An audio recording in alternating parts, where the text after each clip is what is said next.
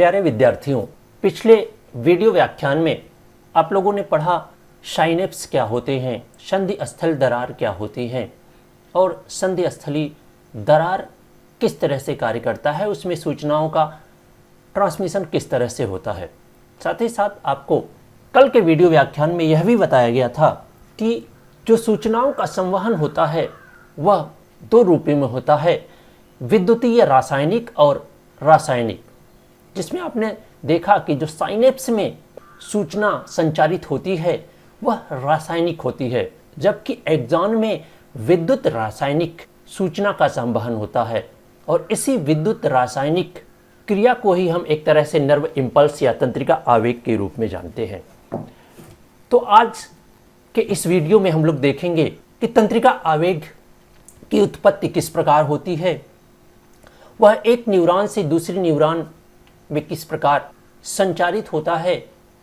साथ ही साथ जब तंत्रिका आवेग की उत्पत्ति नहीं होती है, यानी कि न्यूरॉन विश्राम की अवस्था में होता है, तो किस तरह की स्थिति होती है, जिसे विश्राम विभव कहा जाता है, ध्रुवीकरण कहा जाता है। और वहीं जब कोई भी न्यूरॉन उत्तेजित होता है या किसी उद्दीपक द्वारा उद्दीप्त होता है तो उसे क्रिया विभव कहा जाता है। उसमें कौन से परिवर्तन होते हैं और इस क्रिया विभव को विध्रुवीकरण कहा जाता है। इसके अलावा भी और सारे कॉन्सेप्ट या और सारे प्रश्नों का आंसर इस वीडियो व्याख्यान में आपको मिलेगा। तो सबसे पहले हम लोग जानेंगे कि तंत्रिका आवेग क्या होता है, जो कि आपको प्रथम इकाई में ही पढ़ना है। तो हम लोग प्रथम इकाई को ही आगे लेकर चल रहे हैं। तो तंत्रिका आवेग किसे कहते हैं? तंत्रिका आवेग से तात्पर्य एक अति लघु अवधि के लिए एक्सॉन में प्रवाहित होने वाले विद्युतीय घटना से होता है। चूंकि यह लघु एवं तीव्र होती है, अतः इसे स्पाइक भी कहा जाता है। आप ध्यान देंगे कि जो तंत्रिका आवेग होता है वह एक्सॉन, आप न्यूरॉन की संरचना आपको पढ़ाया है हमने, तो उसमें जो सेल बॉडी से लंबा निकला हुआ एक तंतु होता है उसे एक्सॉन कहा जाता है। और उसमें प्रवाहित होने वाली जो विद्युतीय घटना होती है, इलेक्ट्रिक चार्ज होती है, उसे ही क्या कहते हैं हम? तंत्रिका आवेग कहते हैं। आप चित्र में देख सकते हैं, ये न्यूरॉन है, ये न्यूरॉन का सेल बॉडी यहाँ केंद्रक होता है। यहाँ से जो ये तंतु निकला हुआ है, इसमें जो विद्युतीय घटना प्रवाहित होती है इसे क्या कहते हैं? तंत्रिका आवेग कहते हैं। आपको हमने पिछले व्याख्यान में बताया है कि जब भी वातावरण का कोई उद्दीपक हमारी ज्ञानेंद्रियों को उद्दीप्त करता है तो उस भौतिक ऊर्जा को ज्ञानेंद्रियां ट्रांसडक्शन की प्रक्रिया के द्वारा विद्युतीय ऊर्जा में परिवर्तित करती हैं। वही विद्युतीय ऊर्जा एक्सॉन में प्रवाहित होती है, या जिसे आप तंत्रिका आवेग कहते हैं। तो आप स्पष्ट रूप से समझ गए होंगे कि एक्सॉन में जो विद्युतीय घटना प्रवाहित होती है उसे ही हम तंत्रिका आवेग कहते हैं। आगे बात करें तो जब न्यूरॉन किसी उद्दीपक द्वारा उद्दीप्त होता है तो उसके कोश झिल्ली यानी कि जो सेल मेम्ब्रेन होता है, उसमें विद्युत रासायनिक परिवर्तन को ही तंत्रिका आवेग या क्रिया विभव कहते हैं। हमने बताया है आपको कि जो एक्सॉन में प्रवाहित होता है वो विद्युत रासायनिक परिवर्तन होता है, वहीं जब साइनेप्स में कोई परिवर्तन होता है तो वह रासायनिक होता है। इतनी बात स्पष्ट हो गई होगी। आगे हम और भी स्पष्ट करते हैं इन चीज़ों को। जब न्यूरॉन आराम की अवस्था में होता है, आप जानते हैं कि मान लीजिए कोई न्यूरॉन जब उद्दीप्त नहीं हुआ है या कोई भी वातावरणीय घटना हमारी ज्ञानेंद्रियों को जब उद्दीप्त नहीं करती है, तो उस समय हमारे जो न्यूरॉन होते हैं वो आराम की अवस्था में होते हैं। तो कोश झिल्ली में हल्का ऋणात्मक विद्युतीय आवेश यानी कि -70 मिलीवोल्ट होता है। इसे समझने के लिए आप चित्र का सहारा लीजिए। आप देख सकते हैं कि ये ऊपर वाला जो बना हुआ है चित्र, ऊपर वाले में आप देखेंगे यहाँ रेस्टिंग पोटेंशियल लिखा हुआ है। रेस्टिंग पोटेंशियल यानी कि विश्राम की अवस्था, ठीक, विश्राम विभव कहा जाता है। इसमें आप देखेंगे तो ये सेल मेम्ब्रेन है, ये जो आपको लाइन दिख रही है ये पतली तंतु या झिल्ली का होता है, जिससे जो कण होते हैं, आयंस होते हैं, ऋणात्मक और धनात्मक आवेशित कण होते हैं, वो अंदर बाहर हो सकते हैं। विश्राम की अवस्था में होता है न्यूरॉन, तो उसके जो सेल मेम्ब्रेन होते हैं उसमें -70 मिलीवोल्ट अंदर होता है। आप देख सकते हैं यहाँ पर ये सारे माइनस आवेशित कण अंदर हैं और प्लस आवेशित कण बाहर हैं, और जो अंदर का विद्युतीय चार्ज है वो कितना है, -70 मिलीवोल्ट होता है। इस विद्युत आवेशित का कारण क्या होता है कि कई तरह के आयंस यानी ऋणात्मक एवं धनात्मक आवेशित कण जैसे सोडियम, पोटेशियम क्लोराइड आदि कोष झिल्ली के बाहर एवं भीतर होते हैं। यानी कि जो ये बाहर और भीतर आयंस का जो वितरण होता है, अगर प्लस बाहर होते हैं और माइनस अंदर होता है, और अंदर की जो स्थिति होती है -70 मिलीवोल्ट होती है, तो उस समय जो न्यूरॉन होता है वो विश्राम की अवस्था में होता है, उसे विश्राम विभव कहा जाता है। आगे देखते हैं कि झिल्ली के बाहर से भीतर तथा भीतर से बाहर आयंस के विनिमय से ही तंत्रिका आवेग की उत्पत्ति होती है। अब आपको समझ में बात आ गई होगी कि तंत्रिका आवेग किस प्रकार उत्पन्न होता है। जब यही आयंस जो बाहर प्लस आयंस हैं, अंदर माइनस आयंस है, जब इनका इंटरचेंज होता है, यानी कि बाहर के धनात्मक आवेशित कण लघु अवधि के लिए अंदर आते हैं और अंदर वाले जब बाहर जाते हैं, तो इसी स्थिति में तंत्रिका आवेग की उत्पत्ति होती है। आइए अब हम इससे जुड़े और भी महत्वपूर्ण कॉन्सेप्ट पर बात करें।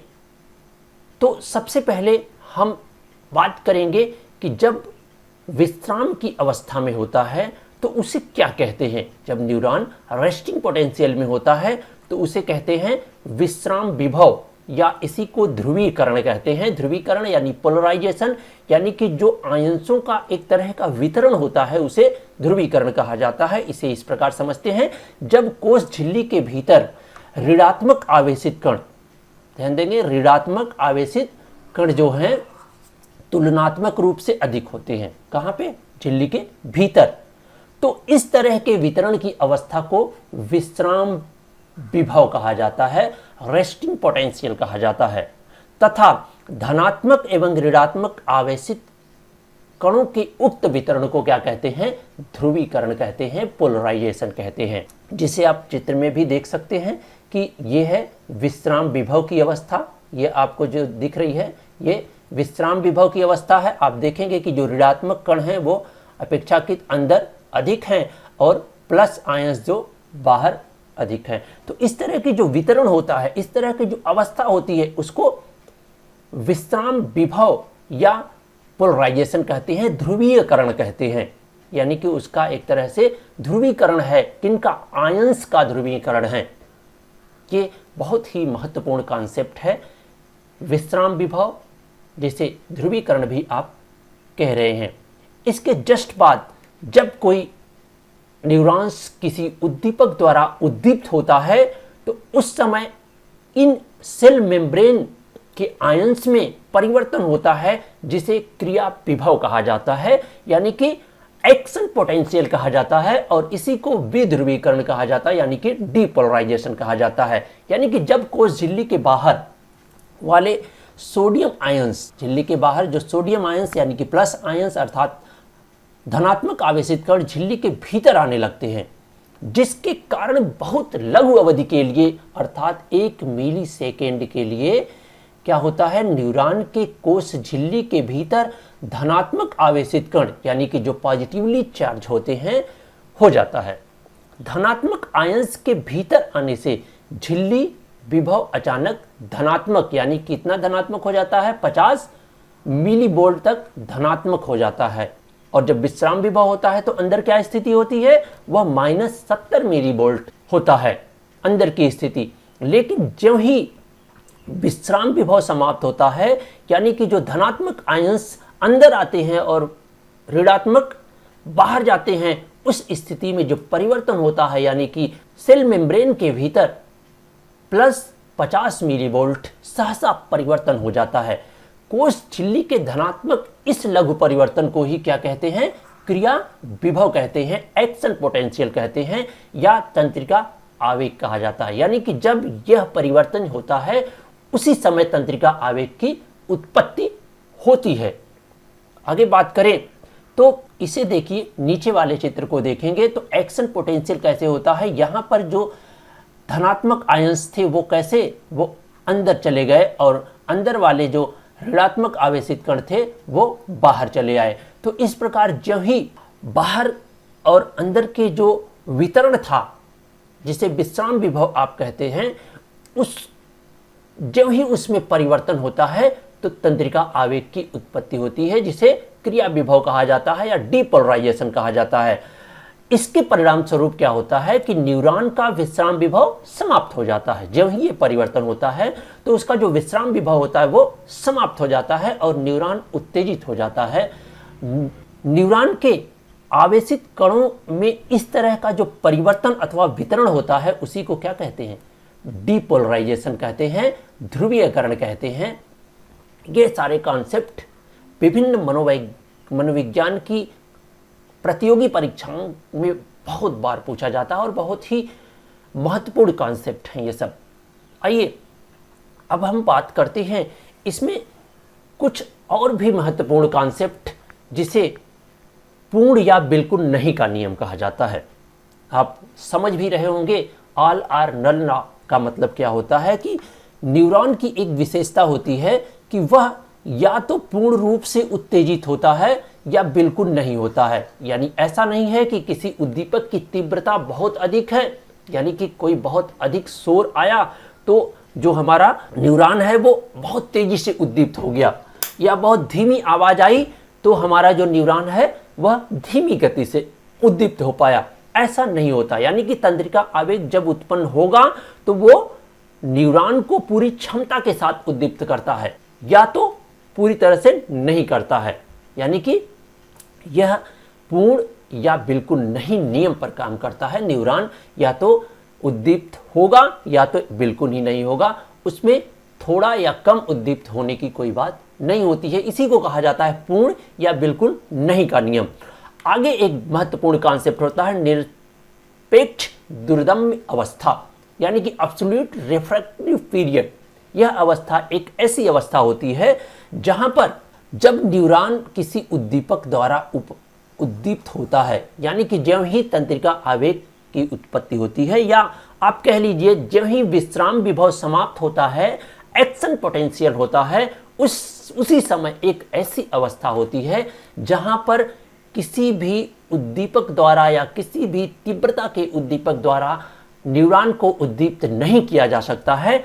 इस अवस्था को ही निरपेक्ष दुर्दम्य अवस्था कहते हैं, एब्सोल्यूट रिफ्रैक्टरी पीरियड कहते हैं। आप समझ गए होंगे कि एक ऐसी अवस्था जहां पर न्यूरॉन को पुनः उत्तेजित नहीं किया जा सकता है, चाहे उद्दीपक की क्षमता या उद्दीपक की तीव्रता कितनी हो। इसके अलावा एक और महत्वपूर्ण कॉन्सेप्ट है जिसे सापेक्ष दुर्दम्य अवस्था कहते हैं, रिलेटिव रिफ्रैक्टिव पीरियड कहते हैं। यह भी बहुत महत्वपूर्ण कॉन्सेप्ट है। निरपेक्ष दुर्दम्य अवस्था के जस्ट बाद जब कोई उद्दीपक द्वारा न्यूरॉन उद्दीप्त होता है, उद्दीप्त होने के कुछ समय बाद, यानी कि लगभग 2 से 5 मिली सेकेंड के बाद सापेक्ष दुर्दम्य की अवस्था उत्पन्न होती है, जिसे रिलेटिव रिफ्रैक्टिव पीरियड कहा जाता है। यह वह अवस्था होती है किसी भी न्यूरॉन की जिसमें तीव्र उद्दीपक क्षमता से न्यूरॉन को उद्दीप्त किया जा सकता है। यानी कि जो निरपेक्ष दुर्दम्य अवस्था होती है वहां पर न्यूरॉन को किसी भी उद्दीपक से उद्दीप्त नहीं किया जा सकता है, जबकि सापेक्ष दुर्दम्य जो अवस्था होती है उस अवस्था में अगर उद्दीपक की तीव्रता अधिक है तो उस अवस्था में न्यूरॉन को उद्दीप्त किया जा सकता है। और सापेक्ष दुर्दम्य अवस्था के जस्ट बाद फिर से जो न्यूरॉन होता है वह या सेल मेम्ब्रेन होता है वह अपने विश्राम विभव, यानी कि फिर से वो उसमें पोलराइजेशन हो जाता है और वह पूरी तरह से किसी भी नए उद्दीपक द्वारा उद्दीप्त होने के लिए तैयार हो जाता है। तो हमें उम्मीद है कि आपको तंत्रिका आवेग समझ में आ गया होगा। इसके अलावा भी अगर आपके पास कोई प्रश्न जहन में उठता है, कोई चीज नहीं समझ में आती है, तो आप कमेंट बॉक्स में कमेंट करके पूछ सकते हैं। मैं अवश्य ही आपको उस प्रश्न का आंसर दूंगा। तो मिलते हैं अगले कॉन्सेप्ट में, अगले वीडियो में। तब तक के लिए